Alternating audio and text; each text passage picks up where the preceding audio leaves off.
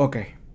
Descansamos unos días y pasó de todo en el país y no fueron cosas buenas, señores. Quiero empezar por hacer una reflexión de qué es el cambio. ¿Qué fue lo que nos prometieron en el 2022? ¿Qué es la palabra cambio? El cambio no es que de la noche a la mañana las cosas funcionen en Colombia, no. El cambio no es que por arte de magia desaparezcan los casos de corrupción y también los corruptos. El cambio no es que todos los sistemas de un día para otro empiecen a funcionar, como el sistema de salud, el sistema de pensión, el sistema de educación, el sistema laboral, el sistema de justicia, amanezcan funcionando perfectamente.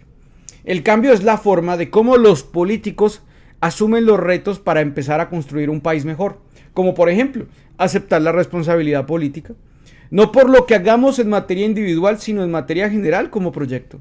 Cambio es dejar de utilizar las mismas excusas que utilizaban los anteriores gobiernos, como que todos son culpables menos el comandante, o que todo lo que está sucediendo a mis espaldas, o me traicionaron o me faltaron a la confianza.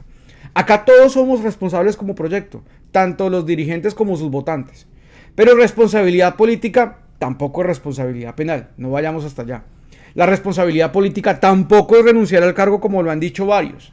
Responsabilidad política es asumir primero dicho reto, aceptar que como humanos y políticos nadie es infalible y que todos podemos equivocarnos, que la corrupción no solamente es de derecha sino también de izquierda. Cuando Uribe, Santos, Duque le brotaban los peores escándalos de la historia del país, nosotros en su momento como oposición responsabilizábamos al gobierno central. Por lo menos pedíamos que esos políticos asumieran eso, responsabilidad política. Nunca individualizábamos responsabilidades o íbamos un poquito más allá culpando a los partidos políticos que cogobiernan o cogobernaban con el uribismo. Por ejemplo, el señor Andrés Felipe Arias, protagonista del escándalo de agroingreso seguro, era del Partido Conservador. La señora Yidis Medina, protagonista de la Yidis política, era también del Partido Conservador. Es más, en el escándalo de la parapolítica estaban metidos todos los partidos de derecha en Colombia. Nunca se dijo, el Partido Conservador infiltró al gobierno, por ende la corrupción es solamente del Partido Conservador. Acá tenemos que ser claros, que la única manera, y esto siempre lo he dicho, de defender este proyecto que respaldamos, amamos y votamos, es ser los primeros en indignarnos ante este tipo de escándalos. Segundo, tomar medidas para que esto no vuelva a ocurrir. Mucha gente con amor ha defendido al presidente, el cual no tengo una absoluta margen de duda que tenga algo que ver con este escándalo, o como han dicho varios, que haya ordenado este entramado. Pero el presidente fue el que nombró a Olmedo López. Esa realidad no la podemos esconder. Y Olmedo no viene del Partido Conservador, viene del mismo Polo Democrático Alternativo al que formaba parte Gustavo Petro. Y es más, fue parte de la lista del Congreso de los Decentes en el año 2018. Tampoco podemos mirar hacia atrás buscando responsables, sino mirar para adelante. Pero repito, haciendo las cosas mejor. El escándalo de la Unidad Nacional de Gestión de Riesgo empeoró. Sus protagonistas, el exdirector Olmedo y aún peor el ex subdirector Sneider Pinilla, involucraron a contratistas, altos funcionarios de gobierno, ministros y congresistas y hasta los mismos presidentes de las dos cámaras del legislativo. El señor Andrés Calle de la Cámara de Representantes, el señor Iván Name del Senado de la República. Y también hay información que estarían otros 15 congresistas más envueltos en el escándalo. Y ya tenemos el nombre de uno. Se trata del representante de la Cámara por La Guajira del Partido Conservador. Hemos hablado mucho del Partido Conservador en este video. El señor Juan Loreto Gómez Soto. La Sala de Instrucción de la Corte Suprema de Justicia ya lo tiene a él y a otros 14 congresistas más en el radar. Según Pinilla, todos los sobrecostos del contrato de los carrotanques fue para adquirir dineros para ser reutilizados en sobornos a las cabezas del legislativo para apoyar presuntamente las reformas. Pero también se contradice, ya que después dice que fueron utilizados en el marco de las pasadas elecciones de octubre.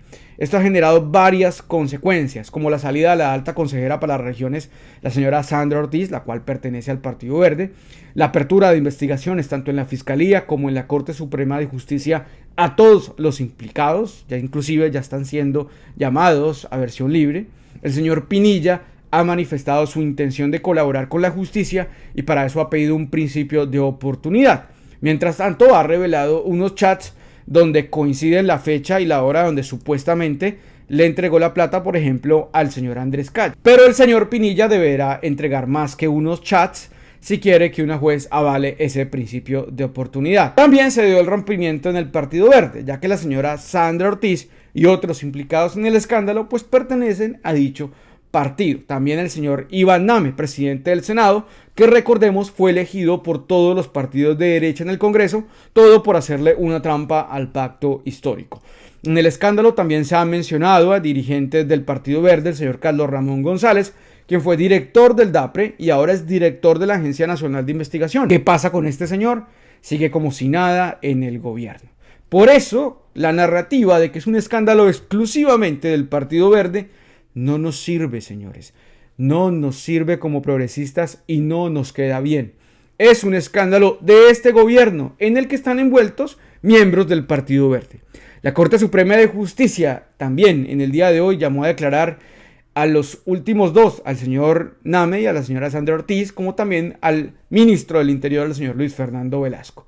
Otra consecuencia que generó esto fue la salida del Partido Verde de la señora Claudia López y del líder natural del partido, el señor Antanas Mockus, y la incoherente y contradictoria señora se va por la corrupción. Abandonó el marco diciendo que el gobierno tiene secuestrado al Partido Verde, cuando el señor Name es del ala opositora del gobierno nacional, y cuando la señora ha cogobernado con la señora Sandra Ortiz, con el señor Carlos Ramón González, en fin. Cuando la señora también ha tenido puestos en este gobierno, como lo fue en el caso del DNP, donde estaba el señor Jorge Iván González, esposo de su exsecretaria de Salud, y en donde en esa entidad pues nombraron a todos los exsecretarios que tenía la señora del Palacio de Líbano.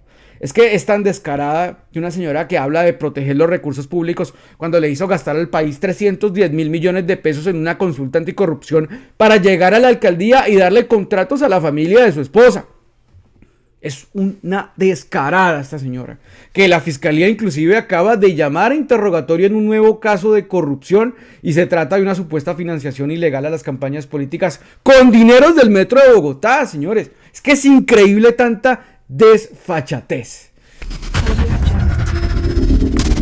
Pero bueno, gente, ya se sabía lo que iba a pasar en el Consejo Nacional Electoral. Está claro que este órgano político iba a ser utilizado por la oposición para asestarle un golpe al presidente de la República y al gobierno, y así fue. Los magistrados Álvaro Hernán Prada y Benjamín Ortiz radicaron en la mañana de hoy una ponencia de formulación, imputación y formulación de cargos que abrirá formalmente la investigación contra el hoy presidente y su equipo de campaña. El documento consta de más de 100 páginas que estaría lleno de supuestas pruebas documentales y testimonios que pretenden comprobar supuestas irregularidades en el equipo del entonces candidato Gustavo Petro, incluida el aporte de FECODE a la Colombia Humana. Sí, señores, se quiere juzgar al presidente por los aportes de un sindicato de profesores, y en cambio, para la campaña de Iván Duque, que sí recibió aportes del Ñeñe Hernández, para la campaña de Juan Manuel Santos, que recibieron aportes de Odebrecht, ahí sí no pasó absolutamente nada. También se investigan donaciones sustanciales por parte de entidades como la USO, señores. Lo más increíble, gente, es que hoy la Corte Suprema de Justicia acaba de llamar a este señor Álvaro Hernán Prada a juicio por los delitos de manipulación de testigos y fraude procesal, los mismos delitos por los que les está siendo imputado al señor Álvaro Uribe Vélez. Por parte del presidente de la República respondió: estamos ante una arbitrariedad.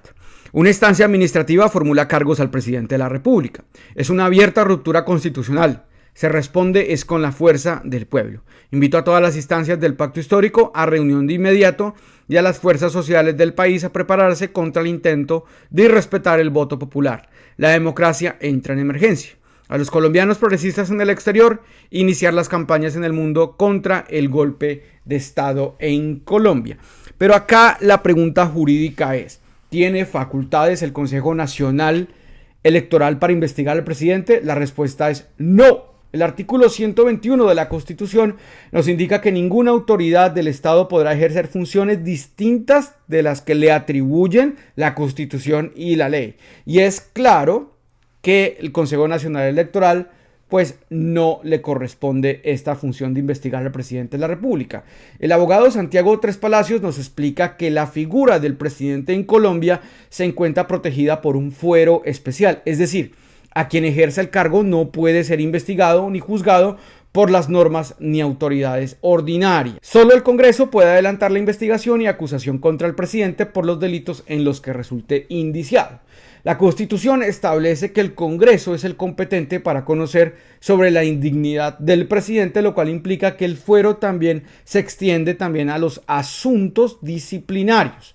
No existe ninguna norma que exprese o le atribuya a alguna autoridad judicial o administrativa la competencia para investigar a sancionar al presidente del Consejo Nacional Electoral.